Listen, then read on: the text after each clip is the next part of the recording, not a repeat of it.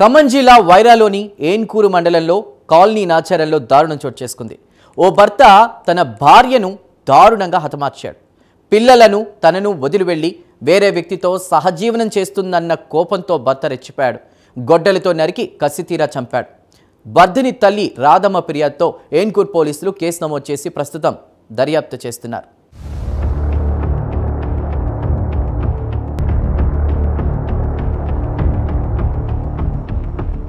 ఏన్కూరు మండలం కాలనీ నాచారంకు చెందిన తాటి రామారావుకు అదే గ్రామానికి చెందిన వర్ధినితో సుమారు 16 ఏళ్ల క్రితం వివాహం జరిగింది. వారికి ఒక కుమార్తె, 2 కుమారులున్నారు. భర్తతో విసుగు చెందిన భార్య వర్ధిని వేరే వ్యక్తి మోజులో పడింది. కట్టుకున్న భర్తను, పిల్లలను వదిలి వేరే వ్యక్తితో సహజీవనం చేస్తోంది. అఖిల్ అనే వ్యక్తితో అక్రమ సంబంధం పెట్టుకుని ఏడాది క్రితం భర్త, పిల్లలను వదిలి విజయవాడకు వెళ్లి సహజీవనం చేస్తోంది. ఆ తర్వాత పెద్ద మనుషులు గ్రామస్తుల సమక్షంలో పంచాయతీ నిర్వహించి హెచ్చరించినా ఆమెలో మార్పు రాలేదు.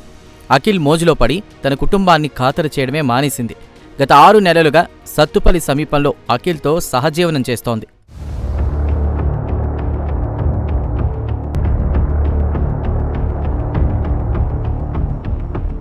ఇటీవలే తన ప్రియుడితో కలిసి కొత్తగూడెం జిల్లా ఆళ్లపల్లిలోని కస్తూర్బా పాఠశాలలో చదువుతున్న కుమార్తెను చూసేందుకు వర్ధిని వెళ్ళింది. విషయం తెలుసుకున్న భర్త రామారావు అక్కడికి వెళ్లాడు. అఖిల్ భార్య వర్ధినితో గొడవపడ్డాడు. అఖిల్ ఉపయోగించిన ద్విచక్ర వాహనంపై భార్య వర్ధిని తన ఇంటికి బలవంతంగా తీసుకొచ్చాడు. ఇక నుంచి కలిసి ఉందామని పలుమార్లు బ్రతిమాలాడు. భర్త ఎంత బ్రతిమాలినా భార్య మనసు కరగలేదు. భర్తతో విసిగిపోయిన భార్య తన నిర్ణయం మార్చుకోలేదు.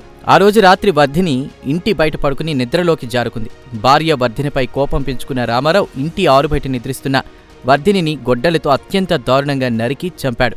ఏన్కూరు మండలం కాలనీ నాచారం గ్రామానికి చెందిన గోవర్సిని అనే అమ్మాయికి అదే గ్రామానికి చెందిన తాటి రామారావుతో 17 సంవత్సరాల క్రితం పెళ్ళయింది.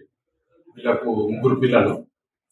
అయితే గత సంవత్సర కాలంగా గోవర్సిని అదే గ్రామానికి చెందిన అఖిల్ అనే అబ్బాయితో సన్నిహితంగా ఉంటూ భర్తను నిర్లక్ష్యం చేయడం జరుగుతున్నది.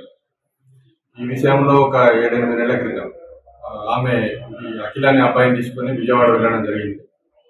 ఒక 1 నెల రోజుల తర్వాత దానిపైన వాళ్ళు కుటుంబ సభ్యులు ఇచ్చిన ఫిర్యాదు మేరకు అప్పటి ఏన్కూరు ఎస్ఐ గారు వాళ్ళని విజయవాడ నుంచి పట్టుకొని రావడం జరిగింది. దీనిపైన వాళ్ళు గ్రామంలో వాళ్ళ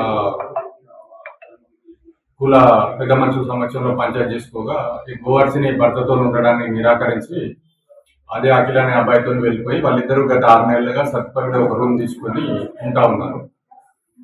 3 రోజుల క్రితము ఆ గోవర్సిని వాళ్ళ కూతురుని హాస్టల్లో చేర్చడానికి కోసము ఆళ్లపల్లి ఏరియాకు వెళ్తున్నది అనేది తెలిసి ఇతను అక్కడికి పోయి వాళ్ళిద్దరిని పట్టుకోవడం జరిగింది. గోవర్సిని దాన్ని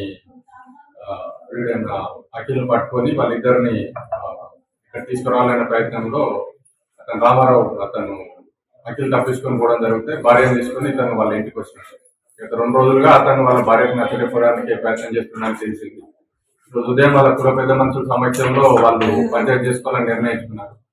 ఈ క్రమంలో ఈరోజు ఉదయం లేచిన తర్వాత రామారావు వాళ్ళ భార్యను తనతో పాటు ఉండేటందుకు నచ్చజెప్పడానికి ప్రయత్నం చేస్తే ఆమె అతనితో ఉండడానికి నిరాకరించడంతో ఇతను ఇంట్లో నుంచి గుడ్డలు తీసుకొచ్చి అబ్బాయిని దాడి చేసి చంపడం జరిగింది.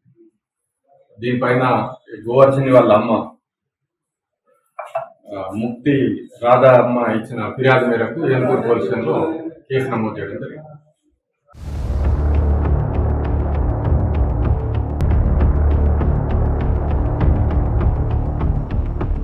వర్ధిని తల్లి రాధమ్మ ఫిర్యాదుతో ఏన్కూరు పోలీసులు ఈ కేసు నమోదు చేసి ప్రస్తుతం దర్యాప్తు చేస్తున్నారు.